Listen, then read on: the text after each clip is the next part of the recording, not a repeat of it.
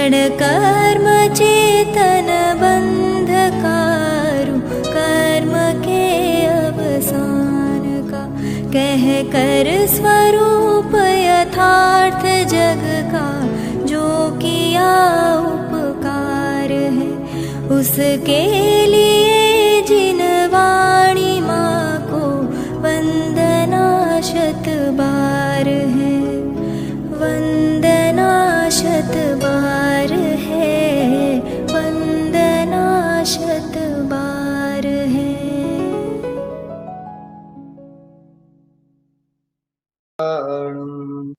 नमो सिद्धाणं नमो आयर्यायं नमो वज्रायां नमो लोये सवसाहोम्।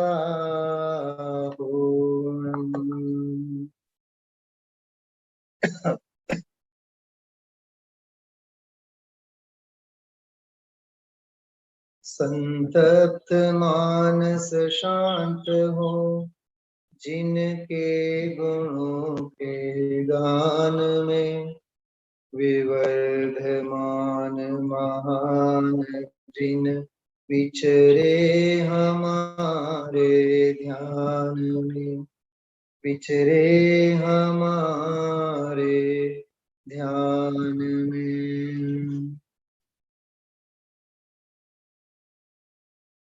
सायंकालीन स्वाध्याय में काफी बाहर के महाराष्ट्र प्रांत के वगैरह मुमुक्षु अपने साथ जुड़े होते हैं, इसलिए भाषा की अपेक्षा से भी हम आप लोग सायंकाल का उनको सरल सुगम पद्धति से समझ में आवे, इसलिए हिंदी में ही हम आप लोग लिया करते हैं। एक बहुत आप लोगों के लिए आनंददायक सूचना कहिए तो सूचना, अथवा एक आनंदमयी चर्चा अभी स्टार्टर बोलते हैं, स्टार्टर। हाँ, तो एक आनंदमयी चर्चा के साथ आज का स्वाध्याय प्रारंभ करते हैं। वैसे सत्ता स्वरूप का स्वाध्याय है अपना बराबर, एक 10 से 15 मिनट में अभी एक विषय लूंगा, उसके बाद सत्ता स्वरूप का विषय हम आप लोग प्रारंभ करते हैं। देखिए कुछ दिखा आपको, 64 रिद्धि विधान, बराबर। बात ऐसी है, यहाँ राजकोट में भी काफी लोग जो स्वाध्याय के साथ जुड़े हुए हैं वो आ नहीं पाते, और वैसे प्रातः काल का स्वाध्याय तो 64 रिद्धियों के ऊपर ही ले रहे हैं, और आप लोग ग्रुप में स्वाध्याय आने के बाद सुनते तो हैं ही, लेकिन आज पूजा में भानुबेन, आज पूजा में नंदीश्वर द्वीप की पूजा ली थी हम लोगों ने, और उसके बाद फिर थोड़ा सा वीडियो क्लिप भी एक 7-8 मिनट का स्वाध्याय भवन में दिखाया था। तो मैंने मंदिर में जो बात की थी उसी की चर्चा मुझे आप लोगों के सामने करनी। अभी एक बात उसने कही थी, इस 64 रिद्धि विधान के अंतर्गत बहुत सुंदर मंगलाचरण है, एक ही पेज का मंगलाचरण है। पहले आप लोग सुनेंगे, मैं अभी यहाँ से गा रहा हूँ, बराबर, बहुत ध्यान से आप लोग सुनेंगे। सुनाई दे रहा है बराबर आपको आवाज? परमानंद स्वरूपो हम, सहजानंद स्वरूपो हम, मुक्तानंद स्वरूपो हम, नित्यानंद स्वरूपो हम, ज्ञानानंद स्वरूपो हम, नित्यानंद स्वरूपो हम, पूर्णानंद स्वरूपो हम, ब्रह्मानंद स्वरूपो हम, आत्मानंद स्वरूपो हम, चिदानंद चिद्रूपोऽहम् ज्ञायक भाव स्वरूपोऽहम् त्रैकालिक ध्रुव रूपोऽहम् ध्रुव चैतन्य स्वरूपोऽहम् परम समाधि स्वरूपोऽहम् त्रिभुवन मंगल रूपोऽहम् शाश्वत मंगल रूपोऽहम् स्वरूपोऽहम् स्वरूपोऽहम् स्वरूपोऽहम्। चार छंद हैं और चारों, हर एक छंद में चार चरण है। हर एक छंद में 4 बार और चारों छंदों में 4 बार, 4 बार मतलब 16 दफे, 16 बार स्वरूपोऽहम् स्वरूपोऽहम् स्वरूपोऽहम्, इसका उच्चारण इसमें किया गया है। बराबर, ये तो रोज यहाँ ले ही रहे हैं हम लोग, लेकिन इसके आगे का जो है छंद, उसमें एक रहस्यमयी चर्चा आज सुबह स्वाध्याय में मैंने वहां की थी, पूजा के काल समय में। तो बस वो मुझे आप लोगों के सामने कहनी है। पहला मैं पढ़ता हूं, देखिए आप। पीतराग श्री जिनेन्द्र शुद्ध बुद्ध मंगलम। एक काम करेंगे आप लोग, जो पूजा में आते हैं उनको तो पता ही है मैंने क्या कहा, जो नहीं आते हैं उनके लिए कोर्स अभी अभी 5 मिनट, ये जब तक मैं गाऊंगा तब तक आपको होमवर्क करना है। अब जो मैं गा रहा हूं इसमें कौन सा शब्द बारंबार आता है ये आपको ध्यान रखना है। ध्यान से सुनिएंगे आप लोग।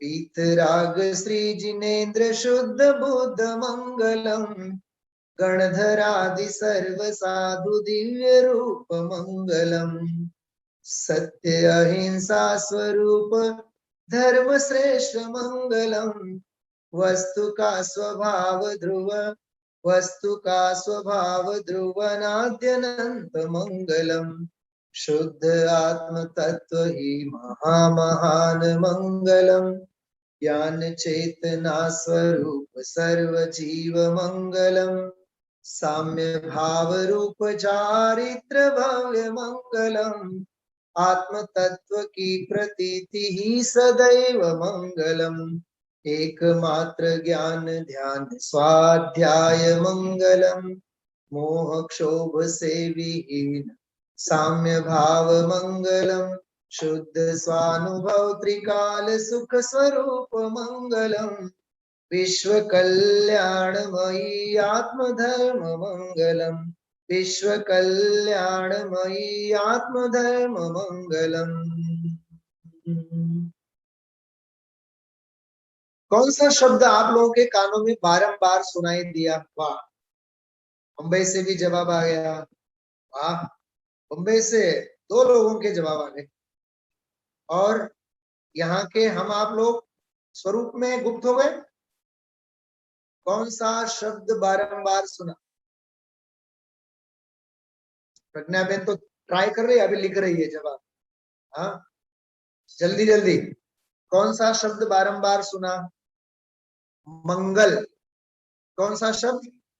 मंगल। अच्छा, मुझे एक सवाल का जवाब दीजिए। आपने अभी 6, 6:30, 7 बजे स्वाध्याय ग्रुप चेक किया है? 6, 6:30 बजे अपना स्वाध्याय ग्रुप, सहज स्वाध्याय ग्रुप चेक किया है? क्यों नहीं करना? ये जन्म सिद्ध अधिकार है। कितने भोले भाले हो आप लोग, नहीं किया है सर, नहीं किया है। हाँ, उसमें मैंने धवला ग्रंथ भेजा है आप लोगों के लिए, सबके लिए, पूरा धवला शास्त्र। और धवला शास्त्र में कहा क्या देखना है मैंने ये भी लिखा है। पहले 83, 84 पेज, 84 पेज की प्रस्तावना की जाने देना है और अनुक्रमणिका भी आप लोगों को जाने देना है। और उसके बाद आप लोगों को उसमें page number scroll after 84 page, ऐसा लिखा है मैंने बाकायदा। धवला ग्रंथ की पीडीएफ को ओपन करना है, डाउनलोड करके ओपन करना है, और पेज नंबर 1 से लेकर के 54 तक मेन ग्रंथ में, मतलब 84 पेज के बाद। वाह, बहुत बढ़िया। हाँ, बहुत सुंदर। उसमें 84 पेज की प्रस्तावना है। 84 पेज के बाद, 84 पेज के बाद ओरिजिनल ग्रंथ प्रारंभ होता है, स्टार्ट होता है। उसमें 1 to 54 कितना पेज पढ़ना है आपको? 154। उस 154 पेज में केवल और केवल मंगल किसे कहते हैं उसकी चर्चा है। तो 54 पेज का तो एक अपने आप में ग्रंथ होता है। नाम मंगल, स्थापना मंगल, द्रव्य मंगल, भाव मंगल। हाँ, द्रव्य मंगल, क्षेत्र मंगल, काल मंगल, भाव मंगल।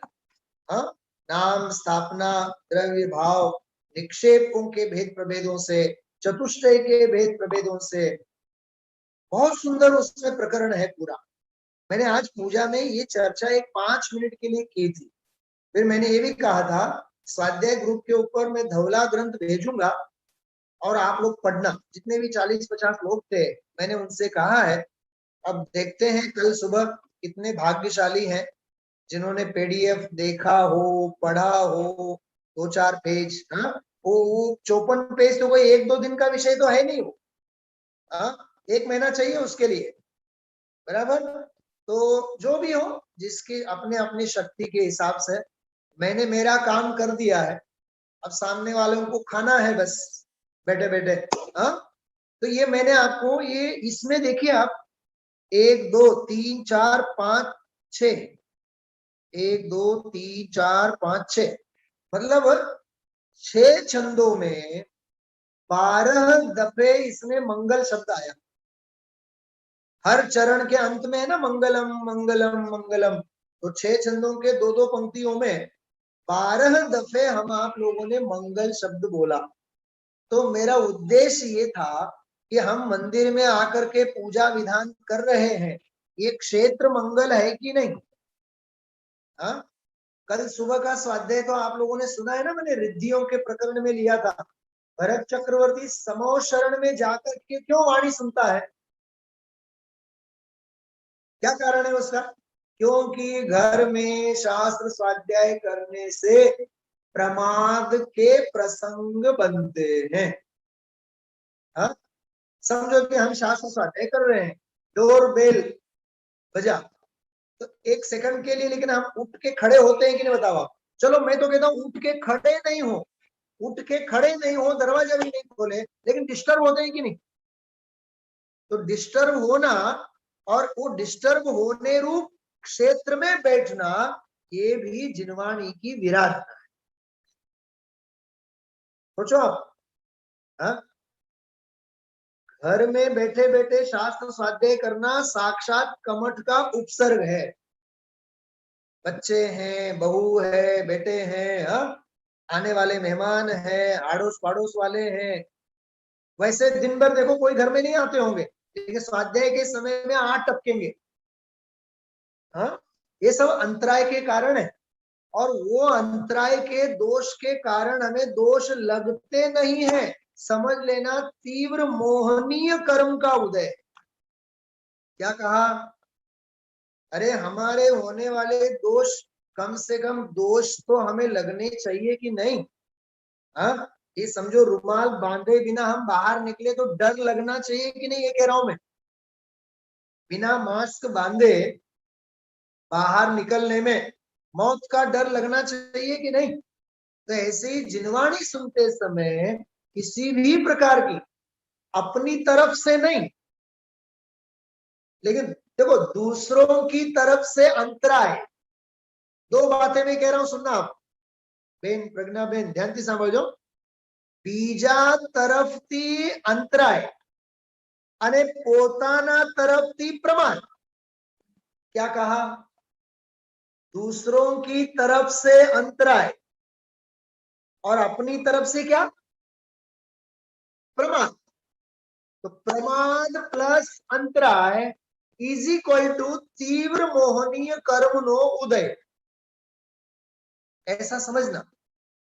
हाँ, बात समझ में आ रही है सभी को? ध्यान से सुन रहे हैं आप लोग? तो ये मंगल वाला प्रकरण बहुत मार्मिक था।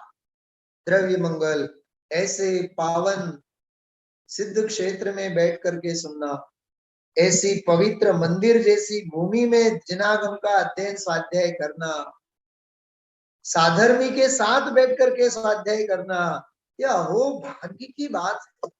हाँ? मैंने एक बात और कही थी, यदि हमें साधर्मी मिलते हैं सामने तो ऐसा लगना द्रव्य मंगलम। क्या कहा?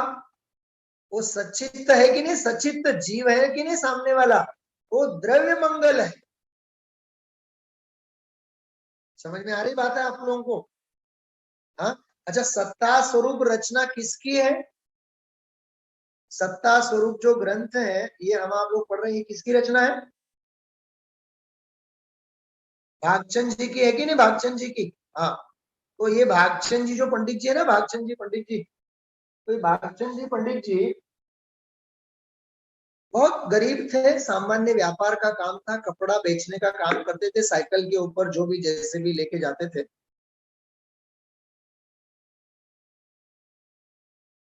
शाम हुई, रात पड़ने लगी, एक गांव के पास के जंगल में से पास हो रहे थे, तो गांव में चले गए, दूसरे गांव में। वहां गांव में जाने के बाद ठहरने की व्यवस्था कहाँ है ये नहीं पूछा उन्होंने। क्या पूछा होगा?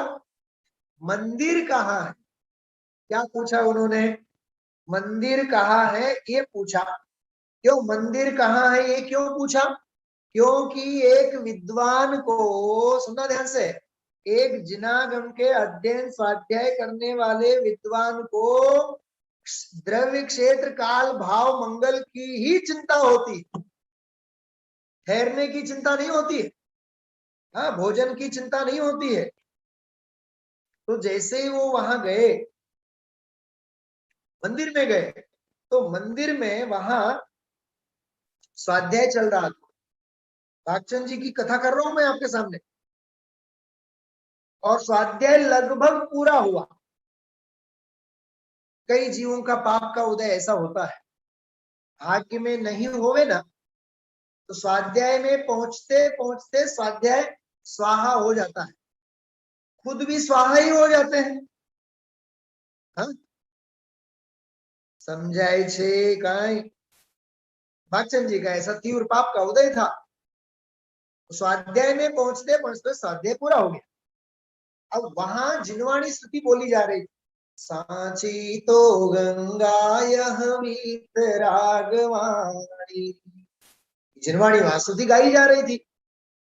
वो बैठे बैठे पीछे रोने लगे, भागचंद जी साहब। मुमुक्षुओं का ध्यान गया, स्वाध्यायी लोगों का ध्यान गया, और असली हृदय से स्वाध्यायी जीव जो होते हैं उनका ध्यान हर मुमुक्षु के ऊपर जाता है, जाना भी चाहिए। ये वात्सल्य अंग है। पूछा सबने कि आप क्यों रो रहे हैं? तो उन्होंने उन विद्वान से आदेश मांगा, आप यदि मुझे आज्ञा दें तो ये जो स्तुति आपने गाई है वो मैं गा के बताऊं। क्या कहा? जो आपने अभी स्तुति गाई वो मैं गा के बताऊं। सभी ने बोला कोई बात नहीं, हम गाइए। वो गाते गए, रोते गए, गाते गाते रोने लगे, गाते गाते रोने लगे। तो सबने पूछा कि ऐसा लगता है ये जो स्तुति आपने गाई है, दिल से जो गाई है, आपकी आत्मा की आवाज है, ऐसा लगता है कि ये लिखने वाले से आप परिचित हैं। ये जो स्तुति जिसने लिखी है उससे आप मिले होंगे, जरूर उससे आप मिले होंगे। सुमेर का कहा, पंडित जी ने क्या जवाब दिया होगा? सुनेंगे आप लोग क्या जवाब दिया? हाँ, अरे मिला हुआ हूं ऐसा नहीं, ये स्तुति लिखने वाला मैं ही हूं स्वयं, लेकिन आजीविका के कारण दर दर भटक रहा हूं। ऐसा पाप का उदय आया, मैं गांव पहुंच नहीं पाया, रात पड़ी तो मैं यहाँ आया मंदिर ढूंढते ढूंढते। उस गांव के समाज ने भागचंद जी साहब को गोद लिया। आपको अब आजीविका करने की कोई आवश्यकता नहीं। उस गांव में रहे, 2 टाइम 3 टाइम गांव के लोगों को तत्व ज्ञान का लाभ देते रहे। उस काल में 100 150 साल पहले उस विद्वान को रोजी रोटी की, आजीविका की समस्या समाज ने हल किया और उनको वहां से नहीं जाने दिया। बोले कि आप यहीं रहिएगा, हम आपके तत्व ज्ञान का लाभ लेना चाहते हैं। उस काल में लिखी गई ये रचना है सत्ता स्वरूप। ये है सत्ता स्वरूप का इतिहास। आप सोचो, रोटी के लिए कोई विद्वान भटकता होवे दर दर, हाँ, और उसको एक गांव गोद लेवे और उसकी आजीविका की समस्या को हल कर देवे। धन्य है ना उन जीवों का भी साधर में वात्सल्य, हाँ, और धन्य है ना वे भागचंद जी साहब विद्वान, हाँ, जिनके भाग्य के द्वार खुल गए और जो चाहिए था उन्हें वो मिल गया। बस रोटी की बात नहीं है, सुबह शाम दोपहर तत्व ज्ञान अभ्यास अध्ययन स्वाध्याय। बोलो आप सोचो तो सही, मुझे आप बताओ, भला किसका हुआ? भागचंद जी साहब का हुआ कि गांव का हुआ? अरे भागचंद जी ने तो क्या दिया, गांव वालों ने तो भागचंद जी साहब को क्या दिया? हाँ, रोटी की व्यवस्था की, आजीविका की व्यवस्था की। भागचंद जी ने तो ऐसा दिया कि अब भव भव अंगीकार करने की आवश्यकता नहीं है, देह का अभाव हो जाए ऐसा उन्होंने दिया। कुछ समझ में आ रहा है आपको क्या कह रहा हूं? क्षेत्र मंगल वाली बात में से मैंने ये बात कही आपको, हाँ, तो द्रव्य मंगल, क्षेत्र मंगल, काल मंगल, इसकी मैंने आज थोड़ी सी 5-7 मिनट मैंने चर्चा की थी। अभी आपके सामने मैंने लगभग 20 मिनट चर्चा की है अभी। तो आप समझ गए होंगे आपको क्या करना है। सहज स्वाध्याय ग्रुप में जाना है, धवला ग्रंथ को देखना है, डाउनलोड करना है, डाउनलोड करके वो रखे नहीं रखना है, उसको ओपन करना है, फिर 84 पेज जाने देना है, समय होवे तो पढ़ना है। नहीं पंडित जी तो कीधु छे आगळ जाओ आगळ जाओ, एम आगळ नहीं जावानुं, समय होय तो वांचवानुं। और फिर 54 पेज का जो मंगलाचरण का प्रकरण है आप लोग पढ़िए। मैं 2 दिन बाद, 4 दिन बाद, 6 दिन बाद जरूर मैं आपसे पूछूं किसने कितना पढ़ा। और मैं पूछूं उससे पहले मुझे आप बताएंगे तो मुझे बड़ी प्रसन्नता हो। हाँ? जो भी थोड़ी सी मैंने 2-4 मिनट की मेहनत करके आप लोगों को भेजा है, वो मेरे 2-3 मिनट धन्य धन्य हो जाएंगे। मेरा पुरुषार्थ सफल और सार्थक होगा। मैं आपसे ये नहीं कहता हूं कि आप लोग पढ़ेंगे या नहीं। अभी एक ने तो कहा आज ही, हाँ, आज ही पढ़ेंगे। एक ने तो प्रॉमिस किया है सभी की तरफ से। हाँ, हमारे वकील साहब भी बोल रहे कि हम पढ़ेंगे। हाँ, योगा टीचर नहीं कह रहे कि हम पढ़ेंगे। हाँ, चलिए आप लोग पढ़िएगा, बहुत सुंदर प्रकरण है। हाँ, अच्छा एक और मैं बात आपको सुनाना चाहता हूँ। मैं 2-3 बार गाता हूँ 1-2 पंक्ति। आज सुबह मैंने स्वाध्याय में पंक्तियां ली थी। जो रात्रि के स्वाध्याय में आते हैं उनको ये याद आना चाहिए विषय, बराबर। देखो मैं पढ़ता हूँ, 1-2 मिनट है। आज की जो पूजा ली थी उसमें ही बात आई थी, पेज नंबर 31 के ऊपर। जब पुण्य भाव होता में, तब पुण्य कार्य होते निमित्त। क्या कहा? जब पुण्य भाव होता उर में, तब पुण्य कार्य होते निमित्त। जब पाप भाव होता उर में, तब पाप कार्य होते निमित्त। आहा, परम सिद्धांत, सर्वश्रेष्ठ सिद्धांत है। 14 પૂર્વમાં અને 14 બ્રહ્માંડમાં ક્યાંય नहीं મળે। गुरुदेव श्री की भाषा में कहे तो 14 ब्रह्मांडમાં અને 14 પૂર્વમાં ક્યાંય नहीं મળે। सुमेरु काका, आज सुबह स्वाध्याय में थे आप? गुरुदेव श्री के स्वाध्याय में थे? नहीं। गुरुदेव श्री ने एक वाक्य बोला था, उस समय तालियां बजी और एग्जैक्ट 45 मिनट्स के बाद क्या बोले मालूम गुरुदेव? अरे आ समझवा माटे कां तो पूरु भवना गुरुगम जोईए, कां तो आ भवમાં गुरुगमનું નિમિત્તપણું જોઈએ। मतलब या तो गुरु की छत्र छाया पूर्व भव में मिली हुई होनी चाहिए, या तो इस भव में मिली होनी चाहिए। निमित्त, सद निमित्त की बात गुरुदेव जी कहना चाहते थे। गुरु की छत्र छाया या तो पूर्व भव में मिली हुई होनी चाहिए। गुरु गमना संस्कार शब्द बोले थे गुरुदेव जी। गुरु गमना संस्कार या तो पूर्व भवना जोड़िए, का तो आ भवना गुरु गमना संस्कार जोड़िए।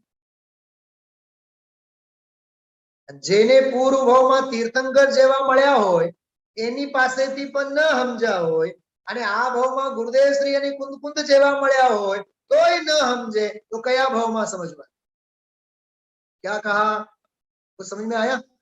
यदि अवसर चूका तो भव भव पछताएगा, फिर काल अनंत अरे दुख का घन छाएगा, फिर काल अनंत अरे दुख का घन छाएगा। तू कौन कहाँ का है, किस गति में जाएगा, फिर काल अनंत अरे फिर काल अनंत अरे दुख का घन छाएगा। नर भव भी पाया तो जिन श्रुत नहीं पाएगा।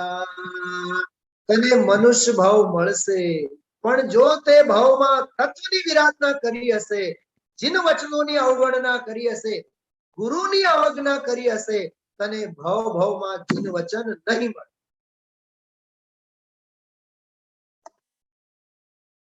समझ में आ रही बातें क्या कह रहा हूं मैं?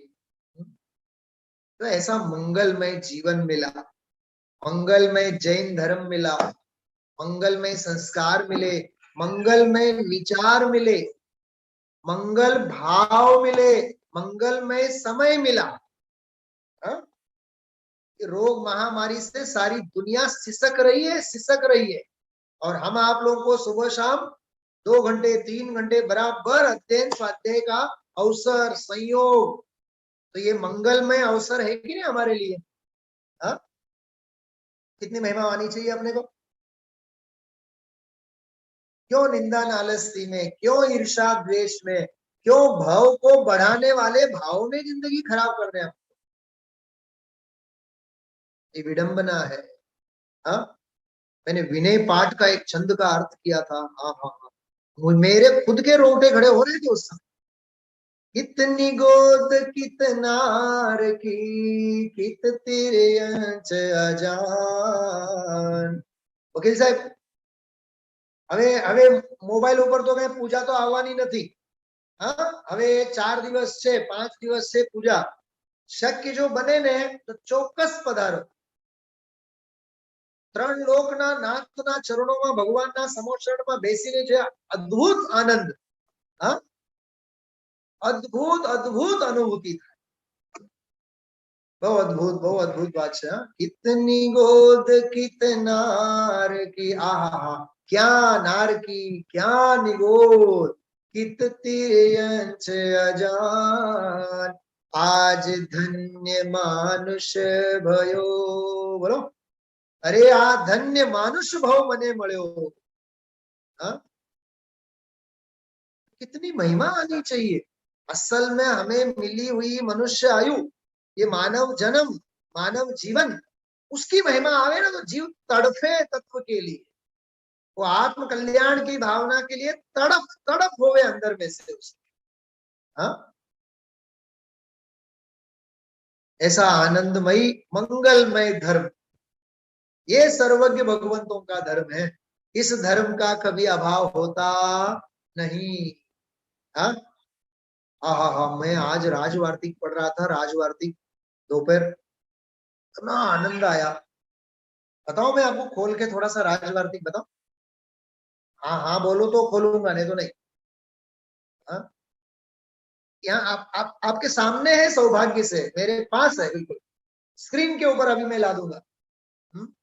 पहला ही वार्तिक, फर्स्ट, वेरी फर्स्ट राजवार्तिक अकलंक देव, वो लिखते हैं, मोक्ष की इच्छा करने वाले जीवों की इच्छा सहज है, इसलिए मोक्ष के उपाय भी कहना सहज है. जीवों की इच्छा होती है मोक्ष की, वो सरल है, सहज है, इसलिए मोक्ष का उपाय भी कहना हमारे लिए सरल है. समझ में आ रही क्या कहा मैंने? कुछ कहा, समझ में आया? अरे हाँ ना, कहीं बोलो. हाँ, सुनिए आप, देखिए मैं बताता हूँ आपको.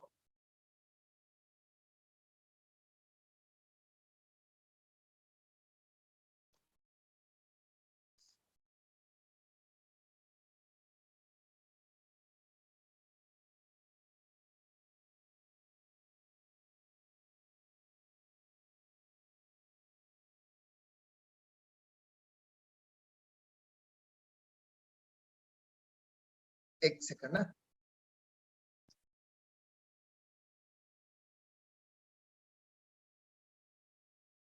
बहुत अद्भुत बात है. वो आप केवल उतना भी सुनेंगे ना तो भी आप लोगों को इतना आनंद आएगा. देखिए, ये मैं पढ़ रहा था, इतना सुंदर, 29-30 पेज तक मैं पहुंच गया था. बहुत अद्भुत बात है, बहुत अद्भुत बात. ये 100 पेज की जो इसकी प्रस्तावना होती है, देखिए इतनी लंबी प्रस्तावना है.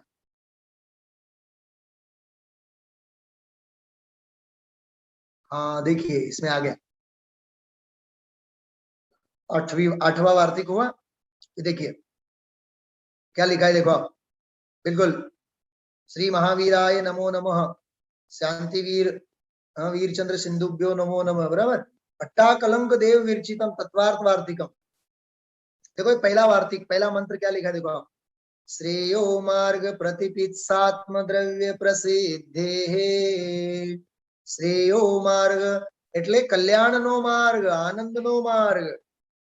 શ્રેયો માર્ગ प्रतिपित्सा आत्मद्रव्य प्रसिद्धे, उपयोग स्वभावस्य आत्मनः श्रेयसा योक्ष्यमाणस्य प्रसिद्धौ सत्याम तन्मार्ग प्रतिपित्सा उत्पद्यते. आहा, क्या भाषा है. उपयोग स्वभावस्य आत्मनः मतलब उपयोग स्वभावी आत्मा के, श्रेयसा मतलब अपने कल्याण के लिए, योक्ष्यमाणस्य जो चाह है, चाहने की बात है, प्रसिद्धौ सत्यम प्रसिद्ध होने से, तन मार्ग प्रतिपित्सा उत्पद्यते तो उस मार्ग के संदर्भ में प्रतिपित्सा संभव है. देखिए, उपयोगात्मक आत्मद्रव्य की प्रसिद्धि से ही, उपयोगात्मक आत्मा है ना, उपयोगात्मक आत्मद्रव्य की प्रसिद्धि से ही मोक्ष मार्ग को जानने की इच्छा होती है. तो आत्मा की सत्ता पहले सिद्ध की उन्होंने, और फिर कहा मोक्ष को जानने की इच्छा होती है, प्रतिपित्सा। जैसे आरोग्य लाभ करने वाले चिकित्सा के योग्य रोगी के रहने पर हो चिकित्सा मार्ग की खोज की जाती है, मतलब रोग आदि हो उस प्रकार की दवा भी आवे। रोग महामारी के काल में अपन लोग जैसे वैक्सीन के बारे में सोच सकते हैं, ये वैक्सीन के बारे में कभी हमने सुना भी नहीं था, लेकिन रोग आ गया तो उस प्रकार की दवा भी आ गई। वैसे ही आत्मद्रव्य की सिद्धि होने पर श्रेयो मार्ग को जानने की इच्छा उत्पन्न होती है। आहा, अरे मैं आत्मा हूं, उस आत्मा की सत्ता सिद्ध हो जाए तो मुझे कैसे मुक्ति हो, इस प्रकार की भी इच्छा होगी होगी और होगी। इसलिए मोक्ष मार्ग की व्याख्या सिद्ध होती है, अर्थात सर्वप्रथम आत्मद्रव्य की सिद्धि होनी चाहिए, क्योंकि आत्मद्रव्य के अस्तित्व को सिद्ध हुए बिना, देखो इस सत्ता स्वरूप आ गया, आत्मद्रव्य के अस्तित्व की सिद्धि हुए बिना मोक्ष मार्ग को जानने की इच्छा ही उत्पन्न नहीं होती है। वाह। हाँ, तो पहले हम आप लोग इस बात को तो माने ना कम से कम कि भाई भगवान आत्मा भी है, हाँ हम हैं, तो ये है इसकी खूबी। हाँ, मैं आपसे ये कहना चाहता हूं कि आत्मा है, इस बात की सत्ता माने कि नहीं हम आप लोग? दिखा आप लोगों को मैंने क्या पढ़ा अभी? हाँ, तो आत्मा है ये मानते हैं कि नहीं? अपने आप को सत्ता मानते हैं कि नहीं? तो आत्मा मानते हैं तो स्वर्ग नरक आदि भी स्वीकार करने में आएंगे ही, और उसके साथ साथ स्वाभाविक रूप से मोक्ष की भी इच्छा तो होगी ही होगी। इसीलिए आगे मोक्ष मार्ग से नेतारम भेतारम कर्म भूभृताम, इस श्लोक की ये प्रस्तावना कर रहे हैं आचार्य। मतलब उस श्लोक को प्रेजेंट करने से पहले अकलंक देव ने अलग अलग चिंतन शैली में उन्होंने अपने विचार वार्तिकों में लिखे। कहीं समझाए छे? जामीन अर्जी कौन लिखेगा कोर्ट में? जल्दी बोलो तो। जामीन अर्जी, जामीन पर मुक्त होने के लिए कौन लिखेगा? जो जेल में गया है वही ना, जिसको पकड़ के लेके गए हैं, वो वहां से छूटना चाहता है, तो जामीन अर्जी के लिए एप्लीकेशन कौन करेगा? जो जेल में गया है वो। समझ में आई बात? ऐसे मोक्ष की अभिलाषा कौन करेगा? जो बंधन में है और बंधन को बंधन जानता है और बंधन से मुक्त होना भी चाहता है, वही जामीन अर्जी लिखे, हे प्रभु मुझे मुक्ति का मार्ग बताइए। मेरे स्वीकार में तो आ ही गया है कि मैं आत्मा हूं। समझाए छे? आ राजवार्तिक अकलंक देव